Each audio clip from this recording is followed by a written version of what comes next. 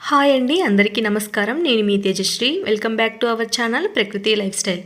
ఇవాల్టి వీడియోలో అందరికీ ఎంతో ఫేవరెట్ స్నాక్స్ అయిన పప్పు చెక్కల రెసిపీని చూపించబోతున్నానండి.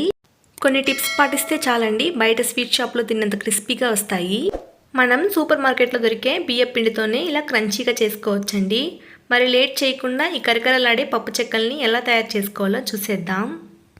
ఫస్ట్ స్టవ్ ఆన్ చేసుకొని ఒక చిన్న ప్యాన్ పెట్టుకొని అరకప్పు దాకా పల్లీలను వేసుకొని దోరగా వేయించుకుందాం. ఇలా దోరగా వేగాక వీటిని పక్కన పెట్టుకుందాం. ఇప్పుడు పిండిని కలుపుకోవడానికి ఒక పెద్ద గిన్నెని తీసుకోండి. అందులోకి 1/2 kg దాకా బియ్య పిండిని తీసుకోండి. కప్పుతో కొలుచుకోవాలంటే 2.5 కప్పు వరకు బియ్య పిండిని వేసుకోండి. ఇక్కడ నేను సూపర్ మార్కెట్లో దొరికే పొడి పిండిని తీసుకున్నానండి. ఇక్కడ నేను 1/2 kg పిండికి సరిపడే ఇంగ్రీడియంట్స్ని చూపిస్తున్నానండి.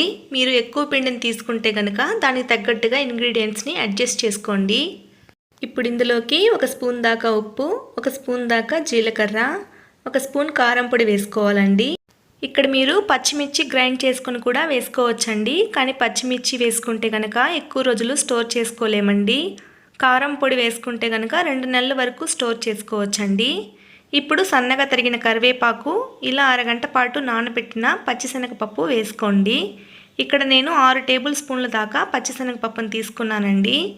ఇప్పుడు మనం వేయించి మిక్సీ పట్టిన పల్లీ పొడిని వేసుకొని ఒకసారి బాగా కలుపుకోండి.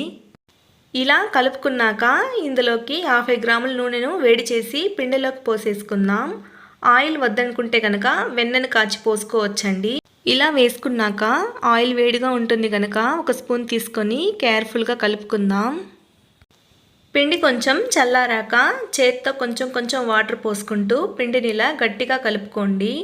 ఇలా కలుపుకున్నాక మీకు నచ్చిన సైజులో ఇలా అన్ని చిన్న బాల్స్లా చుట్టుకుంటూ పక్కన పెట్టుకుందాం.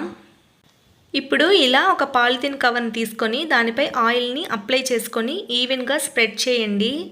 ఇప్పుడు పిండి పైన మరొక కవర్ మూసేసి ఇలాంటి చిన్న బౌల్ తీసుకొని పిండి పైన ఇలా ప్రెస్ చేయండి. చేత్తో చేయడం కష్టమైతే ఈ టెక్నిక్ని యూజ్ చేసుకోవచ్చండి. చూసారు కదా ఎంత బాగా పలుచగా వచ్చాయో. ఇప్పుడు వీటిని ఒక ప్లేట్లోకి తీసుకొని పక్కన పెట్టుకుందాం. ఇప్పుడు వేరొక పద్ధతిలో చూపిస్తానండి.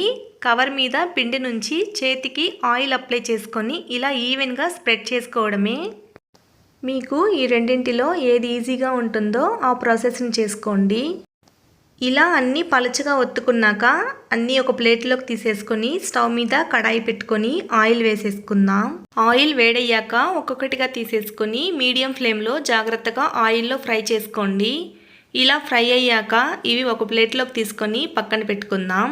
మిగతా పిండిని కూడా ఇలానే ఫ్రై చేసుకొని తీసుకుంటే మన క్రంచీ అండ్ క్రిస్పీగా ఉండే పప్పు చెక్కలు రెడీ అయిపోతాయండి.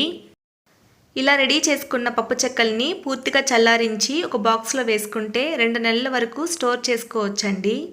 మరి ఇంత కరకరలాడే పప్పు చెక్కల్ని మీరు కూడా ఒకసారి ట్రై చేసి ఎలా ఉందో నాతో షేర్ చేయండి. ఈ వీడియో కనుక మీకు నచ్చినట్లయితే ప్లీజ్ లైక్ చేసి సబ్స్క్రైబ్ చేసి మీ ఫ్రెండ్స్ అండ్ ఫ్యామిలీతో షేర్ చేయండి. Thank you for watching. Next వీడియోలో మరొక రెసిపీతో మళ్ళీ కలుద్దాం.